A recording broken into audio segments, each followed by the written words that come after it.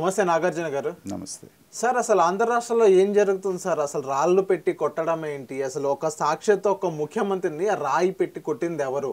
And రాయి పెట్టి ఎవరైతే కొట్టారో తగిలిన వెంటనే వైసీపీ మీడియా మొత్తం అలర్ట్ అయిపోయారు. కొట్టింది మొత్తం చంద్రబాబు గారే. ఈవెన్ అంబటి రాంబాబు గారు కానీ, రోజా గారు కానివ్వండి, కొడాలి నాని గారు కానివ్వండి, కేసీఆర్ నాని గారు కానివ్వండి, వీళ్ళందరూ కలిపి కొట్టించింది మొత్తం చంద్రబాబు అని అంటున్నారు. సో మీరు మొత్తం ఈ 2 డేస్లో చూసిన సినారియోలో మీకు ఏం అర్థమైంది సార్ అసలు? అంటే ఇప్పుడు ఎలక్షన్ మూమెంట్ నడుస్తూ ఉంది. ఉధృతంగా మనకి ఎండలు ఎంత తీవ్రంగా ఉన్నాయో ఎలక్షన్ ప్రచారం కూడా అంతే తీవ్రంగా ఉంది.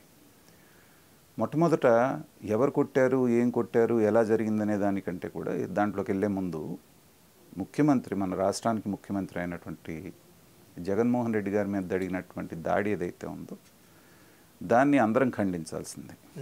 ఎందుకంటే రాజకీయాల్లో ఉన్నప్పుడు కొన్ని పద్ధతులు పాటించాలి. ఎలక్షన్కి వెళ్ళినప్పుడు మీరేం చేశారు, ఏం చేస్తారు అని చెప్పుకునే ఎలక్షన్కి వెళ్ళాలి, కానీ ప్రత్యర్థుల మీద దాడులు చేయటం, రాళ్ళు వేయటం అనేటువంటిది అది సమర్థనీయం కాదు. అది సాక్షాత్తు ఒక ముఖ్యమంత్రి మీద, అది మనందరం కూడా సమాజంలో ఉన్న వాళ్ళందరం ఖండించాలి. ఒకటి, ముఖ్యమంత్రి గారి మీద జరిగిన దాడే కాదు, ఏ రాజకీయ నాయకుడి మీద అయినా సరే ప్రచారం జరుగుతున్నప్పుడు దాడి జరిగినా, మామూలుగా దాడి జరిగినా కూడా దాన్ని కూడా ఖండించాలి. ఎందుకంటే హింసా రాజకీయాలు అనేటువంటివి ఎవరు కూడా ప్రోత్సహించకూడదు. అయితే మొన్న జరిగినటువంటి ఇన్సిడెంట్ కనుక తీసుకుంటే చాలా రకాలైనటువంటి వర్షన్స్ మనం వింటున్నాం. ఈ 2 రోజులుగా అటు వాళ్ళు మాట్లాడేవి, ఇటు వీళ్ళు మాట్లాడేవి రకరకాలుగా చూస్తున్నాం. అయితే మొట్టమొదట మనం చూడాల్సింది ఏంటంటే, ఒకవేళ దాడి జరిగింది మాట నిజమే అయితే వాళ్ళు నిందించాల్సింది అధికార పక్షం, ప్రతిపక్షాన్ని నిందించకూడదు. కారణం ఏంటంటే అధికారంలో ఉంది మీరు.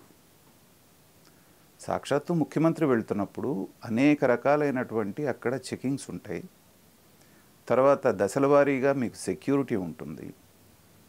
వీటన్నిటినీ తప్పించుకొని ఒక అగంతకుడు మీ మీద దాడి చేయగలిగాడంటే అది మీ యొక్క యంత్రాంగం యొక్క, పోలీస్ డిపార్ట్మెంట్ యొక్క వైఫల్యం. కాబట్టి ఎవరినన్నా బ్లేమ్ చేయాలి అంటే ఫస్ట్ ప్రభుత్వాన్ని, ప్రభుత్వంలో ఉన్నటువంటి అధికారులని బ్లేమ్ చేయాలి, నెంబర్ 1. అది కాకుండా జరిగిన వెంటనే వాళ్ళకు అనుకూల మీడియా కానివ్వండి, సాక్షి మీడియా కానివ్వండి, అసలు చేయించిందే చంద్రబాబు నాయుడు, తెలుగుదేశం అనేటువంటిది వెంటనే నిమిషాల్లో అందుకున్నారు రాగం.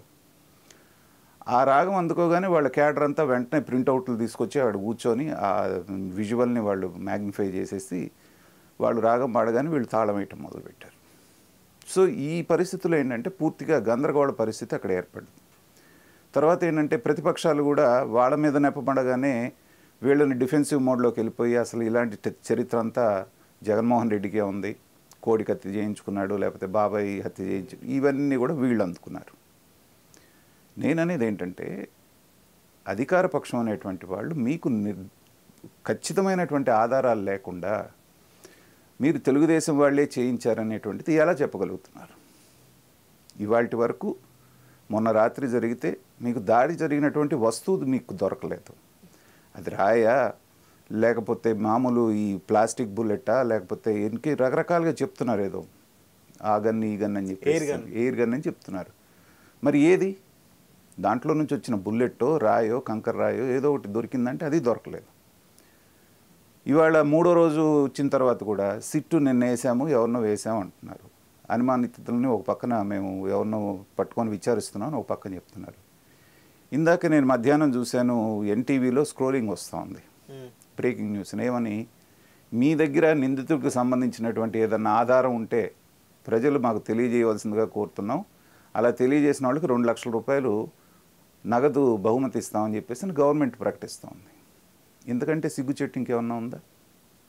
ఇప్పుడు ఇంత యంత్రాంగం పెట్టుకొని మీరు నిమిషాల మీద పట్టుకోవాల్సింది పోయి మా దగ్గర ఏమీ లేదు మీరు చెప్తే మేము చేస్తామనే పరిస్థితికి రావటం అనేటువంటిది అది రాష్ట్ర ప్రభుత్వానికి నగుబాటు.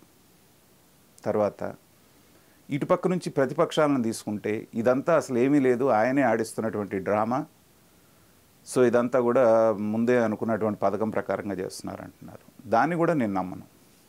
ఎందుకంటే విజువల్లో మనం చూసాం, కనపడుతోంది. ఏదో సడన్గా ఆయన ఇలా పక్కకి తిరగటం, ఆ వెంటనే ఆ పక్కన ఉన్నటువంటి ఎల్లంపల్లి శ్రీనివాస్ కూడా పక్కకి తిరగటం అనేటువంటిది ఏదో సమ్ ఆబ్జెక్ట్ అనేది తగిలింది, తగలకుండా గాయం కాలేదు.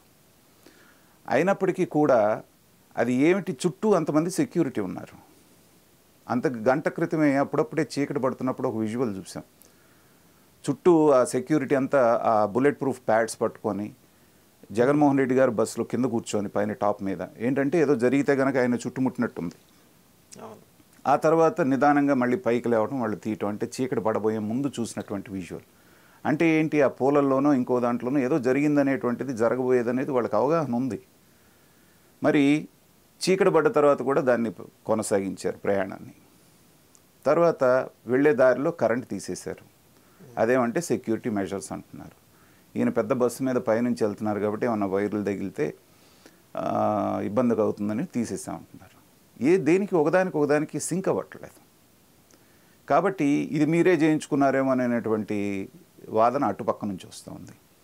అయితే ఏంటంటే దీన్నంతా కూడా ఒక పొలిటికల్ గేమ్ లాగా చేసేస్తున్నారు. ఎంత గాయమైందో మనం చూసాం. ఆయన కర్చీప్తో అద్దుకుంటే కూడా 4-5 డ్రాప్స్ ఊరికే చెమ్మలాగా వచ్చింది. దానికి వాసిరెడ్డి పద్మ అనేటువంటి వీర మహిళ బయటకు వచ్చి ఎంత మాట్లాడుతుందంటే నిన్న ప్రెస్ మీట్లో అసలు ఒక గంట పాటు రక్తం అనేది కంట్రోల్ కాకుండా దారలుగా గారిందంట. మనం చూస్తూనే ఉన్నాం. వెంటనే వాళ్ళు ఒక చిన్న బ్యాండేడ్ లాంటిది వేయటం, మళ్ళీ ఆయన 1.5-2 గంటల పాటు ప్రయాణం సాగించడం చూసాం మనం. ఇలాంటి సందర్భంలో బాధ్యతారాహిత్యంగా ఇలాంటి లీడర్లందరూ బయటకు వచ్చి రక్తం దారలై గారిపోయింది, ఆయన స్పృహ పడిపోయాడనే మాటలు మాట్లాడితే వాళ్ళకున్నటువంటి క్యాడర్ రెచ్చిపోతే దానికి బాధ్యత ఎవరు? శాంతి భద్రతల సమస్య కనుక వస్తే దానికి బాధ్యులు ఎవరు? దీనికి తోడు వాళ్ళ నాయకుడే శ్రీధర్ రెడ్డి అనే అతను 4 రోజుల క్రితమే వేసినటువంటి ట్వీట్, త్వరలో ఒక సెన్సేషన్ చూడబోతున్నారు మీరు, అది దీని గతినే మార్చేస్తుంది ప్రచార సరళిని అనేటువంటిది ఒక ట్వీట్ వేశాడు. అది చూసిన వాళ్ళందరూ సరే ఇది ప్రీప్లాన్డే అనేటువంటి దానికి అది ఇంకా ఊతమిస్తోంది కదా. సో ఇలాంటివన్నీ చూసినప్పుడు ఏంటంటే ఎవరైనా సరే, వాళ్ళైనా వీళ్ళైనా, ఒక సంఘటన జరిగింది, నిజానిజాలు బయటికి రానివ్వండి, ఎంక్వైరీ కానివ్వండి. ఇవాళ 3వ రోజున మన సజ్జల రామకృష్ణారెడ్డి గారు కొత్త పల్లె అందుకొని మాకేం తొందర లేదు, మేమేం ప్రతిపక్షాలను అందలుచుకోలేదు, మేము ఎవరిని విమర్శించదలుచుకోలేదు, ఇలా కనుక చేస్తే మాకే టైం లాస్, మేమే ఇబ్బంది పడతాం, మాకు ఇంట్రెస్ట్ లేదన్నట్టు మాట్లాడుతున్నారు. నిన్నంతా ఇవాళంతా మొన్నంతా వాళ్ళ ప్రసార మాధ్యమాల్లో ఎలా దాన్ని రచ్చ చేశారో మనం చూసాం. కాబట్టి అతి సర్వత్రా వర్జయేత్ అని ఒక సామెత ఉంది మనకి. ఏదైనా ఎక్కువ చేస్తే అది వెనక్కి బూమరాంగ్ అయ్యేటువంటి అవకాశం ఉంది. ఒక సంఘటన జరిగింది, సంఘటనలాగా తీసుకొని జరిగిన దాన్ని చూసుకుంటే సరిపోతుంది. తర్వాత వైఎస్ఆర్సీపీ పార్టీ వాళ్ళకు ఉన్నటువంటి ఒక లక్షణం ఏంటంటే సింపతి గెయిన్ చేయడానికి ఉండే ఏ అవకాశాన్ని వాళ్ళు వదులుకోవటానికి ఇష్టపడరు. మనం చాలా సందర్భాల్లో చూసాం. అది తల్లి సెంటిమెంట్ అయినా, చెల్లి సెంటిమెంట్ అయినా, తండ్రి సెంటిమెంట్ అయినా, బాబాయ్ సెంటిమెంట్ అయినా, కోడికత్తి సెంటిమెంట్ అయినా. ఇప్పుడు ప్రశ్నలు ఏం లేవనెత్తుతున్నారు? కోడికత్తి కేసు జరిగి ఇన్నాళ్ళు అయింది కదా, మీరే అధికారంలో ఉన్నారు కదా, మీరెందుకు దాన్ని సాల్వ్ చేయలేదు 5 సంవత్సరాల నుంచి అంటే మేము అది ఎన్ఐఏకి ఇచ్చేశారు, మాకు సంబంధం లేదని అంటారు. మరి ఎన్ఐఏ కేసుకి రమ్మని మీకు ఎన్నిసార్లు సమన్లు వచ్చినాయి? వచ్చి సాక్ష్యం చెప్పండి అని చెప్పి ఎన్నిసార్లు పిలిచారు? మీకు వెళ్ళారా? మీరు వెళ్ళలేదు. కానీ నెపం మాత్రం మమ్మల్ని పొడిచారు అంటున్నారు. కాబట్టి ఇవాళ నిజంగా మీ మీద దాడి జరిగినా కానీ, చిన్నప్పుడు చదువుకున్నాం నాయన పులి వచ్చే కథ. సో అలాగే వాళ్ళు జనాలు నమ్మే పరిస్థితి లేదు. అసలు ఇంకొక మాట చెప్పాలంటే జనాలు ఎప్పటి నుంచో ఎదురు చూస్తున్నారు. ఎలక్షన్ దగ్గరికి వచ్చింది కదా, ఇంకేం సంఘటన జరగలేదేంటి, వైఎస్ఆర్సీపీ వాళ్ళు ఈ పాటికి ఏదో ఒకటి క్రియేట్ చేయాలి కదా, ఈసారి ఎవరిని టార్గెట్ చేస్తారు, తల్లినా చెల్లినా, రకరకాలు నడుస్తున్నప్పుడు ఇలాంటి సంఘటన జరిగినప్పుడు ఏంటంటే నిజంగా జరిగినా కూడా ఇవాళ ప్రజలు నమ్మలేనటువంటి పరిస్థితికి వచ్చారు. కాబట్టి ఏంటంటే దీన్ని రాజకీయంగా వాడుకోవాలనుకునే దానికంటే కూడా చట్టం తన పని తాను చేసుకెళ్లేటట్టుగా వాళ్ళు చూసుకుంటాం బెటర్. సార్, ఇప్పుడు ఏదైతే ఈ 2 డేస్ నుంచి సినారియో జరుగుతుందో దీనివల్ల ఎలక్షన్స్కి ఎఫెక్ట్ అయ్యేదనే ఛాన్స్ ఉందంటారా, అటు వైసీపీ కానీ ఇటు టీడీపీకి కానీ? అది చాలామంది ఆ భ్రమలోనే ఉంటారు రాజకీయ నాయకులు. ఇలాంటిది ఏదన్నా వస్తే మనకి సింపతి వస్తుందని చెప్పేసి అవతల వాళ్ళు అనుకోవటం, ఇది మన మీద ఎక్కడికి వస్తుందో, మనకేమన్నా డ్యామేజ్ జరుగుతుందని వీళ్ళు సెల్ఫ్ డిఫెన్స్లో పట్టడం అనేటువంటిది మనం చూస్తుంటాం. కానీ చరిత్ర చూస్తే ప్రజలు ఒకసారి డిసైడ్ చేసుకున్న తర్వాత అది ఏమాత్రం కూడా ఇంపాక్ట్ చేయదు అనేటువంటిది మనం పలు సందర్భాల్లో చూసాం. ఇప్పుడు గతంలో అలిపిరిలో చంద్రబాబు నాయుడు గారి మీద అటాక్ జరిగింది, నక్సలైట్లు బాంబు దాడి జరిగింది.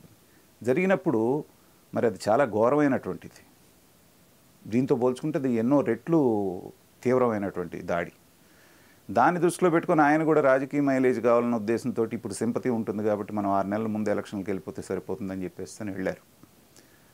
ఆయనతో పాటు అప్పుడు ఉన్నటువంటి బీజేపీ గవర్నమెంట్, వాజ్పేయి గారి గవర్నమెంట్ కూడా 6 నెలలు టైం ఉన్నప్పుడు కూడా వాళ్ళు కూడా ముందుకు జరిపి ఈ మే ఎండాకాలంలో నడి ఎండలో ఎలక్షన్స్ రావడానికి వాళ్ళిద్దరే కారణం.